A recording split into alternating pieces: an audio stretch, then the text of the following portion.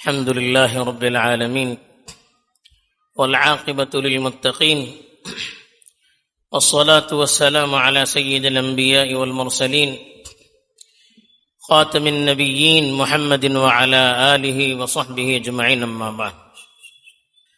میرے دینی اور ایمانی بھائیوں، بزرگوں اور دوستوں، رسول اللہ صلی اللہ علیہ وسلم کی سیرت کا جب ہم مطالعہ کرتے ہیں اور آپ نے جو محنت اور کوششیں کی اس دین کو دنیا بھر تک پہنچانے کے لیے اور اس دین کے حاملین کو تیار کرنے کے لیے، تو آپ کی دعوت کا جو بنیادی محور یا بنیادی ستون ہمیں نظر آتا ہے وہ یہ ہے کہ پورے معاشرے کو جوڑے رکھے، پوری اسلامی سوسائٹی کو متحد رکھیں، آپس میں ایک دوسرے کا دل صاف رکھیں اور اس طرح سے ان کو مضبوط رکھیں کہ جیسے سیسا پلائی ہوئی دیوار ہے۔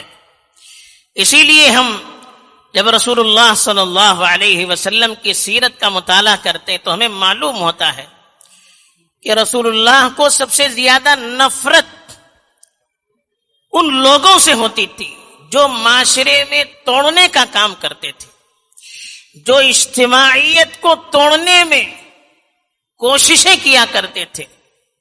بعض مرتبہ رسول اللہ صلی اللہ علیہ وسلم نے بڑے سخت الفاظ اس کے لیے استعمال کیے، بلکہ جاہلیت کا لفظ استعمال کیا۔ جب انصار اور مہاجرین میں کچھ اختلاف ہوا اور انصار نے کہا یا للانصار، مہاجرین نے کہا یا للمہاجرین، یعنی انصار نے انصاریوں کو دعوت دی، مہاجرین نے مہاجروں کو دعوت دی اور آپس میں بھڑ گئے۔ رسول اللہ صلی اللہ علیہ وسلم کو جب یہ معلوم ہوا تو آپ کے چہرے کی رنگت بدل گئی اور کہا کہ اس جاہلیت کے نعروں کو تم نے چھوڑا نہیں ہے۔ تو جاہلیت کہا اس چیز کو جس سے معاشرے میں انتشار پیدا ہو جاتا ہو، تو اس لیے رسول اللہ صلی اللہ علیہ وسلم نے ہر اس چیز سے اپنے صحابہ کو روکنے کی کوشش کی جن چیزوں سے معاشرے میں درار پڑ سکتی ہے یا جو چیزیں معاشرے میں نفرت اور دشمنی کا بیج بو سکتی ہیں، جو چیزیں معاشرے کی بنیاد کو اور اس کی عمارت کو متزلزل کر سکتی ہو، اس کو کمزور کر سکتی ہو، ایسی ہر چیز سے رسول اللہ صلی اللہ علیہ وسلم نے خود بھی اپنے آپ کو دور رکھا اور معاشرے کو بھی دور رکھا۔ اس میں ایک بنیادی چیز جس سے معاشرے کو بڑا نقصان ہوتا ہے وہ ہے بدزنی۔ بدزنی کا مطلب بغیر کسی ثبوت کے کسی کے بارے میں الٹا سوچنا، غلط سوچنا، اس کو بدزنی کہتے ہیں۔ برا گمان کرنا، دوسروں کے بارے میں برا سوچنا۔ اب یہ اتنی بڑی کمزوری ہے اور اتنی نقصان دہ چیز ہے کہ رسول اللہ صلی اللہ علیہ وسلم نے تو اپنی مجلس میں ایک مرتبہ صحابہ کو نصیحت کرتے ہوئے فرمایا ایاکم والظن، کہا کہ بدگمانی سے بچے رہنا، بری سوچ سے بچے رہنا، دوسروں کے بارے میں غلط سوچنے سے دور رہنا۔ فَإِنَّ الظَّنَّ أَكْذَبُ الْحَدِيثِ، یہ بدگمانی سب سے بڑا جھوٹ ہے، یعنی انسان کو جھوٹ پر آمادہ کرنے والی چیز، جھوٹ اس کی زبان سے نکلوانے والی چیز، یہ دوسروں کے بارے میں غلط خیالات ہیں۔ جب آدمی دوسروں کے بارے میں غلط سوچتا ہے، دوسروں کے بارے میں غلط خیالات کرنے لگتا ہے تو پھر وہی چیز زبان پر آتی ہے اور دشمنی کی بنیاد پر آدمی لوگوں کے بارے میں غلط سلط چیزیں نقل کرنے لگتا ہے، جس کی وجہ سے پھر نفرت پھیل جاتی ہے، دشمنیاں پھیل جاتی ہے۔ تو یہ اتنا بڑا گناہ ہے کہ ایک گناہ کئی کئی گناہوں کے وجود میں آنے کا سبب بنتا ہے. آدمی کسی کے بارے میں الٹا سوچتا ہے تو پھر اس کو حقیر بھی سمجھنے لگتا ہے. وہ چاہے کتنا اچھا آدمی ہو، وہ چاہے کتنی اچھی بات کہہ رہا ہو، اس کو الٹے مطلب اس کا لینے لگتا ہے، اس کو غلط معنی میں استعمال کرنے لگتا ہے. اسی لیے رسول اللہ صلی اللہ علیہ وسلم نے ارشاد فرمایا بِحَسْبِ امْرِئٍ مِّنَ الشَّرِّ أَن يَحْقِرَ أَخَاهُ الْمُؤْمِنَ. آدمی کی برائی کے لیے یہی کافی ہے کہ وہ اپنے مومن بھائی کو حقیر سمجھنے لگے، اس کو غلط سمجھنے لگے، اس کو الٹا سمجھنے لگے، اس کو برا سمجھنے لگے، اس کو کمتر سمجھنے لگے. یہ ہوتا کب ہے؟ جب غلط چیز دل میں بیٹھ جاتی ہے، دوسروں کے بارے میں بدگمانی دل میں بیٹھ جاتی ہے، اور یہ چیز انسان کو جھوٹ بولنے پر بھی ابھارتی ہے. اس لیے کہ شیطان ایسا کوئی موقع ضائع ہونے نہیں دیتا ہے جس سے معاشرے کے اندر انتشار پھیل جائے. وَكَذَلِكَ جَعَلْنَا لِكُلِّ نَبِيٍّ عَدُوًّا شَيَاطِينَ الْإِنسِ وَالْجِنِّ يُوحِي بَعْضُهُمْ إِلَى بَعْضٍ زُخْرُفَ الْقَوْلِ غُرُورًا. کہ شیطان چاہے وہ انسان ہو یا جنات میں سے، یعنی جو بھی شیطان ہوتا ہے، وہ لوگوں کے دلوں میں غلط خیالات ڈالتا ہے تاکہ معاشرے کو آپس میں منتشر کر سکے، ایک دوسرے کو بھڑا سکے، لڑا سکے. اس کے لیے غلط غلط چیزیں ذہن میں ڈالتا ہے، دلوں میں ڈالتا ہے. ہم سمجھتے ہیں کہ ہم نے بہت اچھا سوچا ہے، بہت اچھا خیال ہمارے دل میں آیا، بہت اچھی رائے ہمارے دل میں آئی، سامنے والے کو ایسے جھکانا ہے، ایسے جھکانا ہے، اس کو ایسے ذلیل کرنا ہے، اس کو سب کے سامنے ایسے رسوا کرنا ہے. طرح طرح کی چیزیں ہم سوچتے ہیں اور ہم اپنے آپ کو بڑا سمجھتے ہیں کہ سامنے والے کو ہم نے دبا دیا، سامنے والے کو ہم نے ذلیل کر دیا، سامنے والے کو ہم نے بدنام کر دیا. حالانکہ یہ خیال شیطان دل میں ڈالتا ہے، اور شیطان کبھی نہیں چاہتا ہے کہ معاشرہ جڑا رہے، لوگ آپس میں مل جل کر رہیں، آپس میں محبت رہیں، بھائی چارگی رہیں. یہ شیطان کبھی نہیں چاہتا ہے. حالانکہ رسول اللہ صلی اللہ علیہ وسلم نے فرمایا وَكُونُوا عِبَادَ اللَّهِ إِخْوَانًا، کہ آپس میں آپ بھائی بھائی بن کر رہو. اے اللہ کے بندے، آپس میں بھائی بھائی بن کر رہے. جیسے ایک بھائی دوسرے بھائی کا برا نہیں چاہتا، جیسے ایک بھائی دوسرے بھائی کو بدنام کرنا نہیں چاہتا، جیسے ایک بھائی دوسرے بھائی کو ذلیل کرنا نہیں چاہتا، تو اسی طرح سے ایک مومن کا سیوا اور اس کا کام یہ ہونا چاہیے کہ وہ اپنے بھائی کے بارے میں بھلا سوچے، اپنے بھائی کے بارے میں اچھا سوچے. اسی لیے کہا ظنوا بالمؤمنین خیرا، ایمان والوں کے سلسلے میں بھلا سوچیے، اچھا سوچیے. تو یہ بدگمانی لوگوں کو جھوٹ بولنے پر بھی آمادہ کرتی ہے. کچھ بھی زبان پر آیا دشمنی میں آدمی کہہ دیتا ہے، حالانکہ وہ چیز صحیح نہیں ہوتی ہے. اسی طرح سے جب بدگمانی پیدا ہو جاتی ہے، پھر آدمی دوسرے کو کبھی اس کے حق کو ماننے کے لیے تیار نہیں ہوتا ہے. چاہے کتنا اچھا کام کرے سامنے والا، وہ اس کو قبول نہیں کرتا. اس کے اندر تکبر، بڑاپن پیدا ہو جاتا ہے. تو اسی لیے کہا الکبر غمط الحق، حق کو دبانا، لوگوں کے حق کو چھپانا، حق والے کے حق کو نہ دینا. کتنا اچھا آدمی ہو، کتنا اچھا کام کر رہا ہو، لیکن جب دل میں بدگمانی آ جاتی ہے، سامنے والے کے کام کو قبول کرنے کے لیے وہ قبول کرنا تو دور کی بات، اس کے اعتراف کرنے کے لیے بھی تیار نہیں ہوتا ہے. کسی نہ کسی طرح اس سے کیڑے نکالنے کی کوشش کرتا ہے. آدمی دیکھیے کالا عینک پہنتا ہے، کالا چشمہ پہنتا ہے تو ہر چیز کالی نظر آتی ہے. ہرا چشمہ پہنے گا، ہر چیز ہری نظر آتی ہے. اور سفید جو پانی والا جو اصل چشمہ رہتا ہے وہ پہنے گا تو چیز برابر نظر آتی ہے. آدمی کا دل اچھا رہے تو ہر چیز اچھی ہوتی ہے. آدمی کے دل میں کدورت آ جائے تو ہر چیز میں کدورت نظر آتی ہے. اور یہ یاد رکھیے، جب آدمی کا دل کسی کے سلسلے میں برا ہوتا ہے، کسی کے سلسلے میں اس کے دل میں برائی ہوتی ہے، دشمنی ہوتی ہے، نفرت ہوتی ہے، تو سامنے والے کے دل پر اس کا اثر پڑے بغیر نہیں رہتا ہے.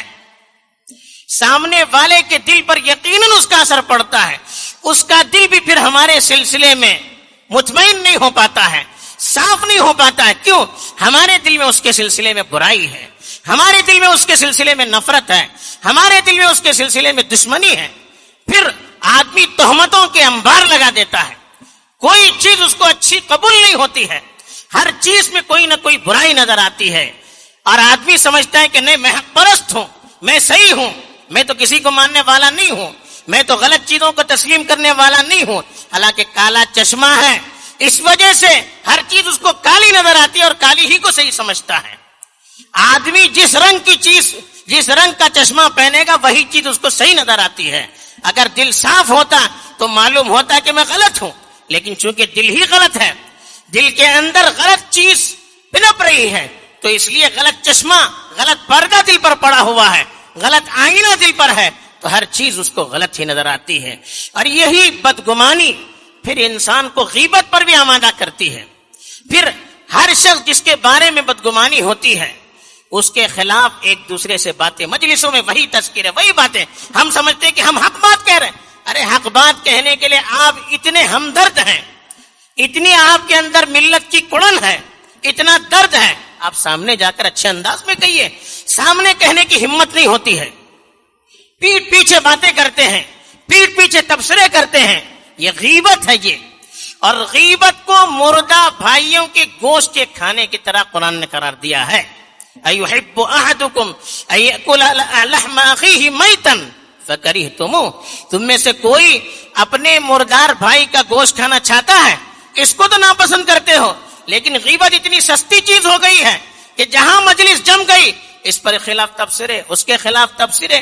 یہ جھوٹ بولنا، یہ غیبت کرنا، یہی بدگمانی ہوتی ہے، جس کی وجہ سے پھر آدمی کسی مجلس میں سامنے والے کے خلاف بولنے میں چوکتا نہیں ہے، اور غیبت اس کو غیبت نظر نہیں آتی ہے، اس لیے کہ کالا چشمہ دل پر پڑا ہوا ہے. اور ایسے ہی بدگمانی جب ہوتی ہے پھر حسد بھی شروع ہو جاتا ہے. اور حسد کیا ہوتا ہے؟ سامنے والے کو دبانا، سامنے والے کو کسی طرح سے نقصان پہنچایا جائے، یہ جذبہ دل کے اندر پنپنے لگتا ہے. اور حسد کی وجہ سے نیکیاں ایسے ختم ہو جاتی ہے جیسے سوکھی لکڑی ہوتی ہے، اس پر آگ لگا دی جائے تو جس طرح سے آن کی آن میں وہ لکڑی جل جاتی ہے، ایسے حسد کی وجہ سے نیکیاں پوری برباد ہو جاتی ہے. ہم سمجھتے ہیں کہ نہیں ہم تہجد پڑھ رہے ہیں، ہم نفلی روزے رکھ رہے ہیں، ہم کثرت سے ذکر و اذکار کرتے ہیں، ہم تلاوت کی کثرت کرتے ہیں، لیکن یہ جو روحانی بیماریاں ہیں، یہ جو اندرونی بیماریاں ہیں، اس سے اپنے آپ کو دور رکھنے کی کوشش نہیں کرتے. یہ سارے ہمارے اعمال ان بدگمانیوں کی وجہ سے ضائع ہو جاتے ہیں. غیبت کی وجہ سے، حسد کی وجہ سے، سامنے والے کو حقیر سمجھنے کی وجہ سے، کسی پر تہمت لگانے کی وجہ سے سارے ہمارے اعمال ضائع ہو جاتے ہیں، اور ہمیں احساس تک نہیں ہوتا کہ جو ہم نے کیا ہے وہ سب کچھ ختم ہو چکا ہے. ہم اپنے آپ کو صحیح سمجھتے ہیں. تو اس لیے معاشرے کو توڑنے والی جو چیز ہے، اور جس چیز کو رسول اللہ صلی اللہ علیہ وسلم نے سب سے زیادہ ناپسند سمجھا ہے، اس سے ہمیں اپنے آپ کو بچانا ہے. اب کیا کرنا ہے اس کے لیے سب سے پہلے دعا کرنی چاہیے. قرآن نے ہمیں تعلیم دی کہ ربنا اغفر لنا ولاخواننا الذین سبقونا بالایمان ولا تجعل فی قلوبنا غلا للذین آمنوا. ہم سے کہا قرآن، نیک لوگوں کا شیوا تو یہ ہوتا ہے کہ وہ اللہ سے دعا کرتے ہیں اپنی مغفرت کے لیے، اپنے ان بھائیوں کی مغفرت کے لیے دعا کرتے ہیں جو دنیا سے چلے جا چکے ہیں، اور جو مومن موجود ہیں ان کے سلسلے میں اللہ سے دعا کرتے ہیں کہ یا اللہ کسی ایمان والے کے سلسلے میں ہمارے دل میں نفرت کے جذبات کو مت رکھنا یا اللہ، ہمارے دل میں کسی مومن کے سلسلے میں غلط خیال یا اللہ مت رکھو. تو اپنے دل کو دوسروں کی دشمنی اور نفرت سے پاک کرنے کی دعا کرتے رہنا چاہیے. ایک مومن کا شیوا ہے. رسول اللہ صلی اللہ علیہ وسلم خود دعا کیا کرتے تھے اور اس میں قلب سلیم مانگا کرتے تھے. قلب سلیم کسے کہتے ہیں؟ وہ دل جو نفرت سے پاک ہو، جو دشمنی سے پاک ہو، جو حسد سے پاک ہو، جو بدگمانی سے پاک ہو، جو ہر طرح کی نافرمانی سے پاک ہو. ایسا جو صاف سالم شفاف جو دل ہوتا ہے، ایسے دل کو رسول اللہ صلی اللہ علیہ وسلم اللہ سے مانگا کرتے تھے. حالانکہ رسول اللہ کا دل تو سب سے صاف ہوا کرتا تھا. جب رسول اللہ صاف اور شفاف دل کے لیے دعائیں کرتے ہوں تو ہمیں کتنی اس کے لیے دعائیں کیا کرتے تھے. اسی لیے رسول اللہ صلی اللہ علیہ وسلم کبھی یہ نہیں چاہتے تھے ان کے پاس کوئی ان کے کسی ساتھی کی برائی بیان کرے، اس کو رسول اللہ کبھی پسند نہیں کرتے تھے. کہتے تھے کہ میں اس حالت میں جانا چاہتا ہوں کہ سامنے والے کے سلسلے میں میرا دل صاف رہے، میرا دل پاک رہے. ایسے شخص کو جنتی کہا رسول اللہ صلی اللہ علیہ وسلم نے، جو اپنے دل کو صاف اور شفاف رکھتا ہے. آپ نے واقعہ سنا ہوگا، ایک مجلس سے ایک شخص چلا گیا، رسول اللہ صلی اللہ علیہ وسلم نے فرمایا جنتی کو دیکھنا ہے تو اس شخص کو دیکھو. اب ایک صحابی اس کے پیچھے پیچھے چلے گئے. صحابہ تو حریص ہوتے تھے، اور کہا کہ مجھے اپنے گھر والوں سے کچھ انبن ہو چکی ہے، اس لیے میں آپ کے گھر میں قیام کرنا چاہتا ہوں. 1 دن 2 دن 3 دن دیکھا کہ کوئی ایسا عمل نہیں ہے کہ جو عام لوگ نہیں کرتے ہوں، عام لوگوں کی طرح عمل کرتے ہیں. اب 3 دن کے بعد اس نے کہا کہ میری کوئی اپنے گھر والوں سے دشمنی نہیں تھی، میں صرف آپ کا وہ عمل دیکھنا چاہتا تھا جس کی وجہ سے رسول اللہ صلی اللہ علیہ وسلم نے تمہیں جنتی کہا. بتائیے وہ کیا عمل ہے؟ انہوں نے کہا کہ آپ نے تو دیکھ لیا، میں کوئی ایسا بڑا عمل نہیں کرتا ہوں جو آپ لوگ نہیں کرتے ہوں گے. البتہ ایک چیز یہ ہے کہ میں سونے سے پہلے اپنے دل کو پاک کرتا ہوں اور سب کو معاف کر دیتا ہوں. تاکہ یہی چیز ہے جو جنت میں داخلے کا سبب بنتی ہے کہ آدمی کا دل پاک اور صاف رہے. اس کے لیے رسول اللہ صلی اللہ علیہ وسلم دعا بھی کیا کرتے تھے، لوگوں کو اس کی تعلیم بھی دیا کرتے تھے. دوسری چیز، اپنے دل کو پاک اور صاف رکھنے کے لیے ہمیں دوسروں کو بھی اپنے اوپر قیاس کرنا چاہیے.